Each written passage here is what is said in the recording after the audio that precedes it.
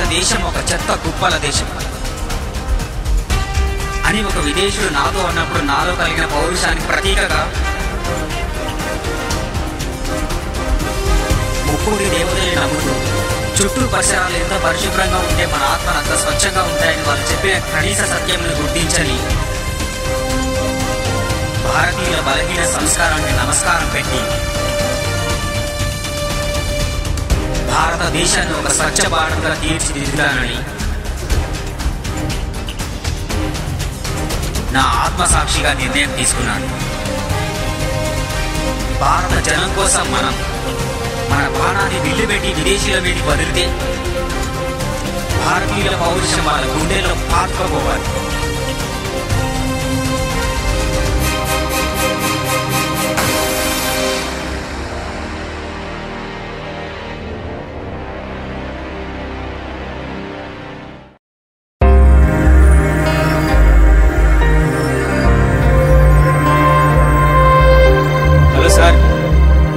Excuse me.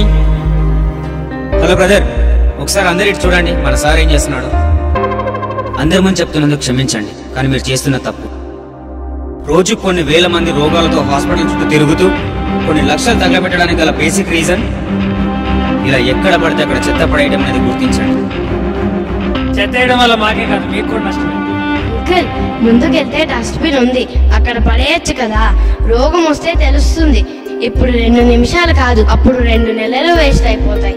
నీ account లో credit అవ్వాల్సిన శాలరీ హాస్పిటల్ అకౌంట్ లో క్రెడిట్ అవుతాయి. ఐఎమ్ సారీ అండి. ఈసారి తప్పు తెలుసుకున్నాను. రెస్పాన్స్ అయినందుకు చాలా థ్యాంక్స్ అండి. ఇలా తప్పు చేసే ప్రతి ఒక్కరికి చెప్తూ ఉండండి, తప్పక అర్థం చేసుకుంటారు. Thank you.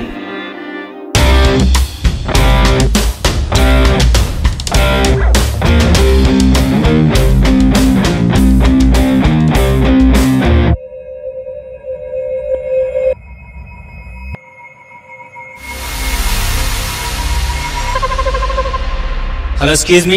మన జెంటిల్మెన్ ఏం చేస్తుందో ఒకసారి చూడండి.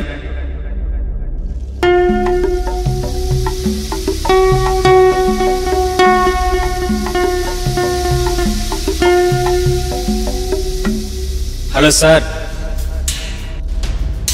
మధ్యలో డిస్టర్బ్ చేస్తున్నందుకు క్షమించండి, కానీ మీరు చేస్తున్న తప్పు.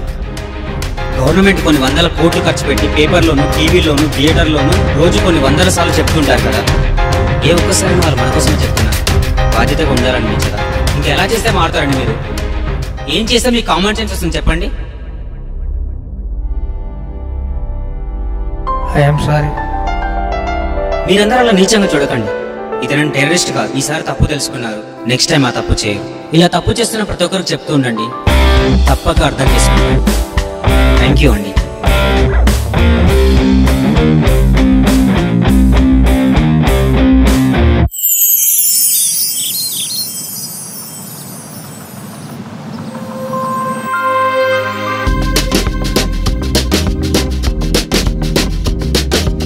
సార్ అంతా చెత్త గలీజ్గా చేసుకోవచ్చుగా. మీళ్ళే కదా సార్, దీని మీకే రోగాలు వస్తాయి.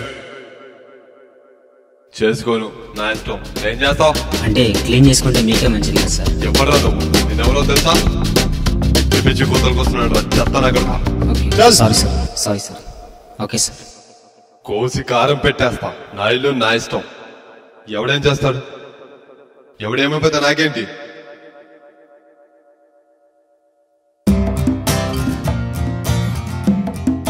అన్నా నమస్తే. ఏంది సోషల్ మీడియాలో హల్చల్ చేస్తున్నావు? నేనా? తెలియదా? ఇట్లా చూపిస్తా. ఇంటి చుట్టూ చెత్త క్లీన్ చేసుకోకుండా పరిసరాలని అపరిశుభ్రం చేస్తున్న ఈ భారతీయుడికి బుద్ధి చెప్పండి.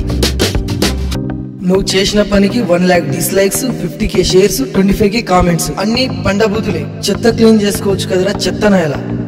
ఆ ఇంట్లో నిద్రలా పడుతుందా దరిద్రుడా? నేను కాదు, కామెంట్స్. ఎవరు చేసి ఉంటారు? ఇంకెవరు? మా గ్రూప్ లోనే ఎవరో ఒకరు చేసి ఉంటారు. మీ గ్రూప్ ఏంటి? నీకు తెలియదు కదా? ఒక్క నిమిషం. వీడు 2 days వచ్చి చెత్త క్లీన్ చేసుకోమని చెప్పాడు.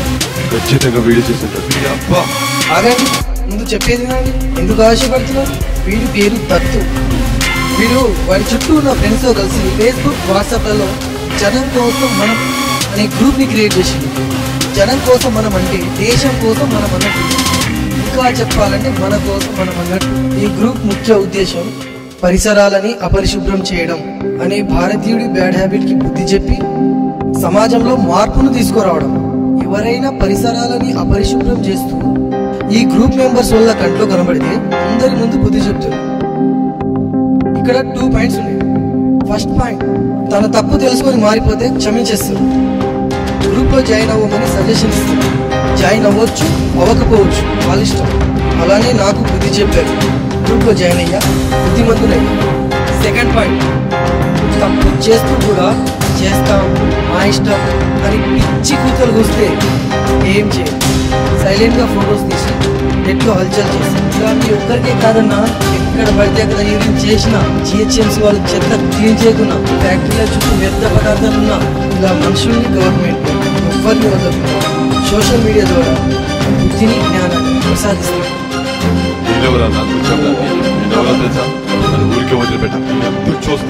ఇంకా 2 పాయింట్స్ ఉన్నాయి. ఫస్ట్ పాయింట్ ఏమంటే, మా ఐడియా నచ్చి ఆర్మీ వాళ్ళు, పోలీసులు, పెద్ద పెద్ద అధికారులు, నాయకులు, సెలబ్రిటీలు అందరూ మా గ్రూప్ లో జాయిన్ అయ్యి మమ్మల్ని సపోర్ట్ చేస్తున్నారు. నువ్వు ఎవరితో వచ్చినా, ఎంతమందితో వచ్చినా మమ్మల్ని ఏం చేయలేవు. సెకండ్ పాయింట్ ఏమంటే, నువ్వు ఎదవలాజికల్ ఆలోచించి పోలీస్ స్టేషన్లని కోర్టులో ఎంబడి తిరిగితే చెత్తతో సొసైటీని నాశనం చేస్తున్నావు అని కేసు పెట్టి బొక్కలు చూస్తాం. నీకు అర్థమవలసిన నీ పర్సనల్ పాయింట్ ఏమంటే, నువ్వు ఎవరితో చెప్పుకున్నా, ఎక్కడికి వెళ్ళి చెప్పుకున్నా నీకు ఎవ్వరు సపోర్ట్ చేయడు. నీ ఫ్రెండ్స్, నీ చుట్టూ ఉన్న వాళ్ళు కూడా నిన్ను నీచంగా చూడడమే కాకుండా బోరబండ బూతులు తిడతారు. ఫోన్ వచ్చింది చూసుకో, నీ బ్యాడ్ టైం స్టార్ట్ అయిపోయింది.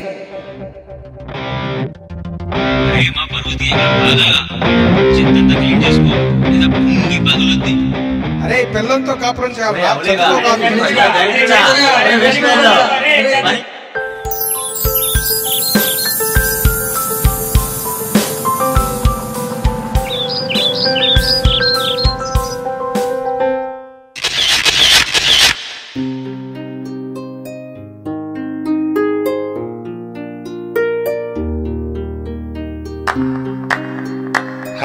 Hats off to your great idea.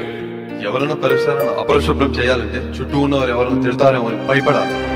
చుట్టూ ఎవరు లేకుంటే ఎవరైనా ఫొటోస్ తీసి సోషల్ మీడియాలో హల్చల్ చేస్తారేమో అని భయపడాలి. చాలా సింపుల్ కాన్సెప్ట్, అందరికి తెలిసిన కాన్సెప్ట్, అందరూ చేయగలిగే concept. Hats off to your great work.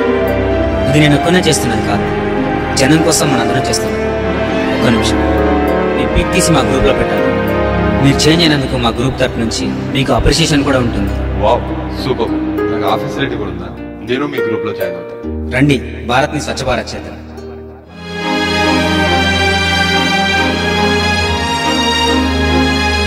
ఒకే ఊరి వాళ్ళు, ఒకే కాలనీ వాళ్ళు, ఒకే ఏరియా వాళ్ళు, జనం కోసం మనం గ్రూప్ క్రియేట్ చేసుకొని వర్క్ చేస్తే చాలా చేంజ్ చేయొచ్చు. మనకి మీడియా సపోర్ట్ చేస్తే భారత్ని స్వచ్ఛ భారత్ చేస్తారని ఆశిస్తూ ఈ రాజు